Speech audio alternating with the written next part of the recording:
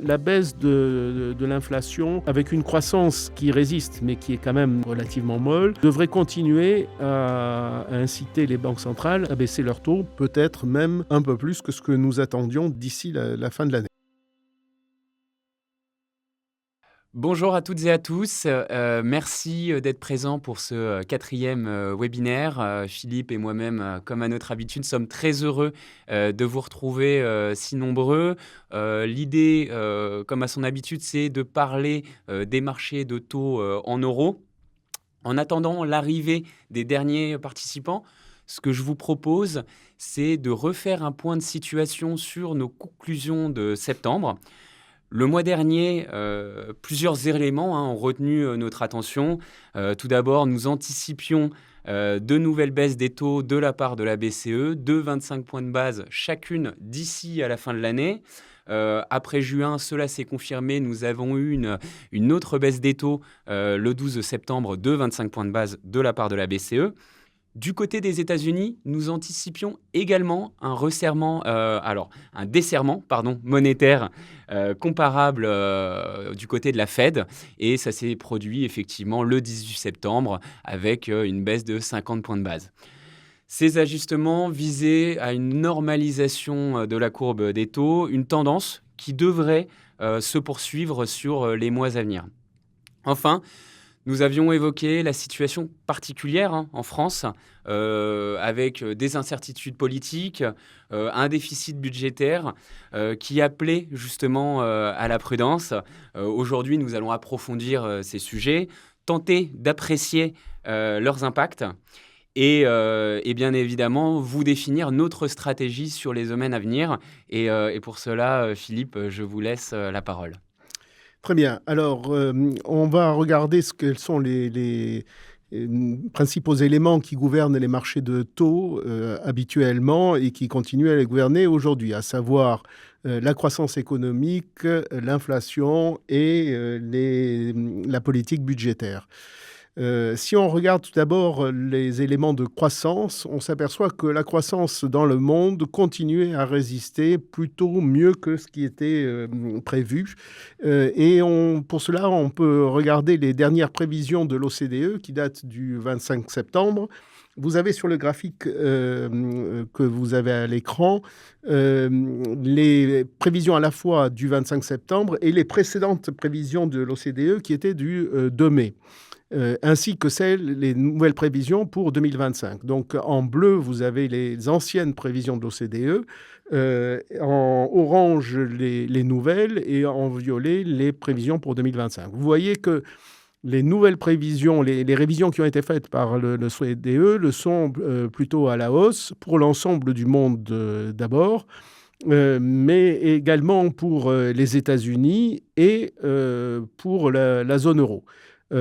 C'est la même chose pour les principaux pays de la zone euro, que ce soit la France, l'Italie ou même l'Allemagne, que l'on attendait en récession et qui finalement devrait avoir une croissance de l'ordre de 0.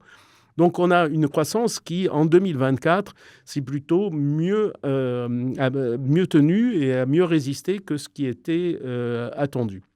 Pour 2025, on voit que là aussi, l'OCDE prévoit une croissance en zone euro supérieure à ce qu'elle a été ou ce qu'elle sera en 2024, avec une croissance supérieure à 1%, et ce qui est vrai là aussi pour les principaux pays de la zone euro, que sont la France, l'Italie ou l'Allemagne.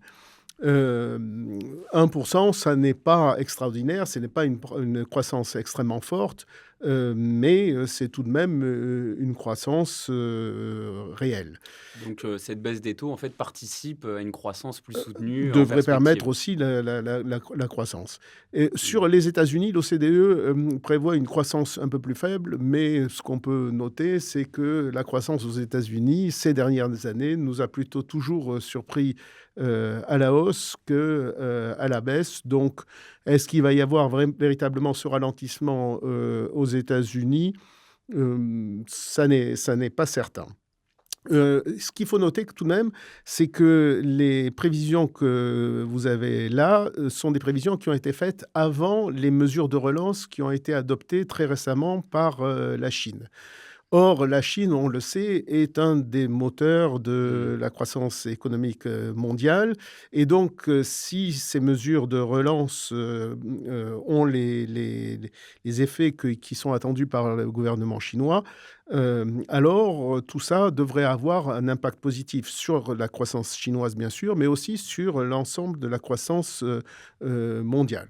Donc, au total, une croissance qui surprend plutôt à la hausse et qui est plutôt de bonne tenue. Du côté de l'inflation, eh bien là, la baisse de l'inflation se poursuit. On le voit sur ces deux graphiques. Celui de gauche, c'est celui de la hausse des prix en France, et celui de droite, la hausse des prix aux États-Unis. On voit que dans les deux cas, il y a une tendance à la baisse de l'inflation, avec une inflation en France qui est même passée très récemment sur des niveaux de 1,2% sur un an, ce qui est très largement au-dessous de la cible de la BCE qui est à 2%. Et on remarque également que sur la zone euro, les derniers chiffres publiés tout récemment sont à 1,8%. Donc là aussi, au-dessous de la cible de 2% de la BCE. Ceci doit être nuancé par le fait que l'inflation sous-jacente, elle, reste un peu plus élevée, avec un 2,7 sur la zone euro, ce qui montre que l'essentiel de la baisse de l'inflation est quand même dû à la baisse des prix de l'énergie et des matières premières. Ce que l'on peut vérifier d'ailleurs sur le graphique que vous avez sous les yeux, qui montre que le prix de pétrole sur un an a sensiblement baissé, qui se trouve quasiment au plus bas depuis un an. Et évidemment, cette baisse des prix de l'énergie, c'est en grande partie ce qui explique la baisse de l'inflation. Tout ça a permis aux banques centrales, comme on l'a dit, de baisser leurs taux. Aussi bien la BCE que la Fed, maintenant, ont baissé leur taux d'à peu près 50 centimes depuis le début de l'année. Avec un taux de la BCE, un taux sur les dépôts qui est de 3,50 et pour la Fed de 4,75 maintenant. À noter d'ailleurs que le taux de refinancement de la BCE a baissé, lui, de plus de 25 points de base sur la dernière baisse de la part de la BCE, puisqu'il a baissé de 60 centimes. Donc la tendance des politiques monétaires des banques centrales reste à la baisse des taux. La baisse qu'a effectuée la Fédérale Réserve américaine de 50 points de base est même un niveau un peu supérieur à ce que l'on attendait. On attendait plutôt 25 points de base. Et finalement, c'est 50 points de base qui ont été faits. Mais tout ça, la baisse de l'inflation, avec une croissance qui résiste, mais qui est quand même relativement molle, devrait continuer à inciter les banques centrales à baisser leurs taux, peut-être même un peu plus que ce que nous attendions d'ici la fin de l'année. Est-ce que selon vous, c'est une baisse qui est plutôt rapide, plutôt lente? Alors, cette baisse est progressive, ce qui est normal. Encore une fois, que la dernière fois que les banques centrales ont agi à la hausse des taux, et elles l'ont fait de manière très brutale et très rapide, le niveau de la décrue des taux est plus lent, ce qui est normal et plus habituel. D'accord. Ce que l'on remarque également dans la période récente, c'est l'évolution de l'écart de taux sur les emprunts d'État entre la France et l'Allemagne. Et là, on aborde le sujet de la situation particulière de la France. Et l'on voit que cet écart de taux a atteint 0,80%, 80 points de base. Il a un peu décru depuis, mais on reste à des niveaux qui sont parmi les niveaux les plus élevés sur ces dernières années. Ce qui montre bien l'inquiétude qu'il y a concernant la situation budgétaire de la France. On peut voir d'ailleurs sur cet autre graphique où on a indiqué l'évolution des taux non seulement de l'Allemagne et de la France, mais aussi des autres pays du Sud, donc qui sont considérés comme les moins bons élèves en termes de politique budgétaire, avec la Grèce, le Portugal, l'Espagne et l'Italie. Et vous voyez que la France, qui est en gris, a le niveau des taux qui a le moins baissé de la période. Les autres pays ont vu des taux baisser plus nettement que ceux de la France, ce qui fait que l'écart de taux entre la France et les autres pays c'est soit élargi lorsqu'il s'agit de taux qui étaient inférieurs à ceux de la France, comme l'Allemagne, ou réduit pour les taux qui étaient supérieurs aux taux français, comme ceux de la Grèce, du Portugal ou de l'Espagne. D'ailleurs, quand on regarde le graphique que vous avez, le tableau pardon, que vous avez sous les yeux, on voit qu'il y a une logique dans la hiérarchie des taux. Vous avez des taux en Italie qui sont les plus élevés, en Allemagne qui sont les moins élevés sur 10 ans. Mais lorsqu'on regarde, on met ça en relation avec le niveau de dette publique de ces différents pays et le niveau de la prévision de déficit budgétaire pour 2024, on voit qu'il y a clairement une logique. Les pays qui ont les niveaux d'endettement les plus élevés, comme l'Italie ou la Grèce, ont les taux les plus élevés. Bien ensuite, un groupe de pays avec l'Espagne, la France et le Portugal qui ont des niveaux d'endettement qui sont sensiblement similaires. Mais on voit que parmi ces trois pays, il y en a un qui a un solde budgétaire pour 2024 qui est nettement plus mauvais, avec 6% de déficit.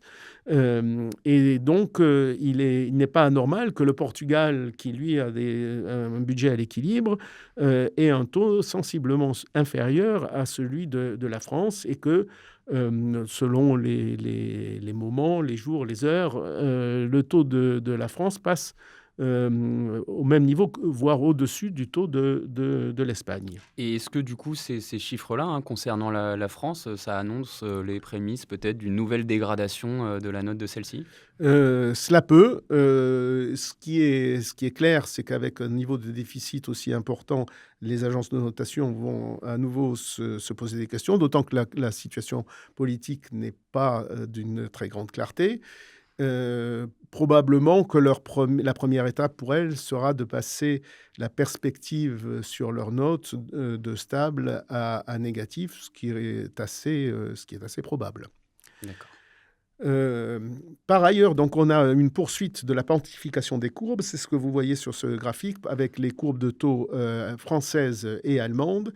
Et vous voyez que les courbes en rouge, qui sont les plus récentes, sont nettement plus pentues, c'est-à-dire que les taux courts sont plus bas que les taux longs lorsqu'on les compare à la fin de l'année dernière ou à la fin du mois de juin. Et ceci se fait évidemment par une baisse des taux courts plus prononcée que la baisse des taux longs. On a à peu près le même phénomène aux États-Unis, comme on pouvait s'y attendre, et ce sont des phénomènes qui devraient se poursuivre. Ce que l'on vous a mis ici sur ce graphique, c'est deux indices qui sont représentatifs du marché obligataire, soit des emprunts d'État en bleu, soit des emprunts d'entreprise en rose.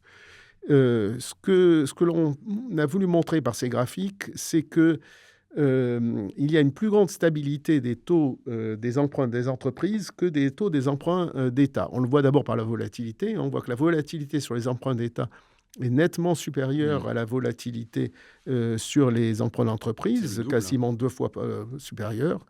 Et on voit que donc cette stabilité des taux des entreprises face à l'instabilité des taux des emprunts d'État conduit à des évolutions de spread, d'écart de taux qui varient plus par le fait des mouvements sur les emprunts d'État que par les mouvements sur les entreprises.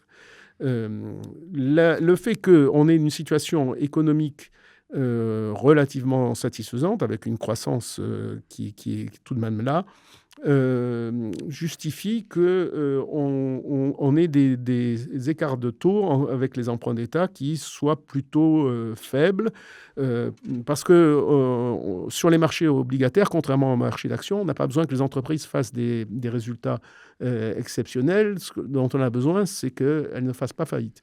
Et donc, si la croissance est là, même si elle est molle, eh bien, les risques de faillite sont évidemment moindres.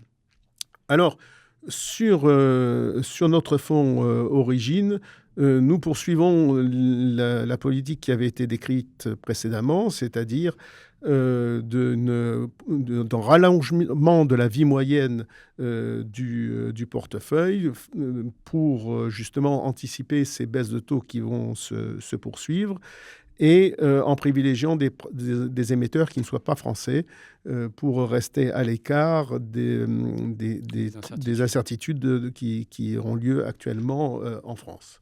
Donc nos anticipations, c'est que face à une baisse généralisée de l'inflation et une croissance qui se tient bien, on va échapper aux craintes qu'on a pu avoir à un moment de stagflation, c'est-à-dire de stagnation avec de l'inflation. En l'occurrence, c'est le contraire, de la croissance et pas d'inflation, ce qui est plutôt le scénario rose.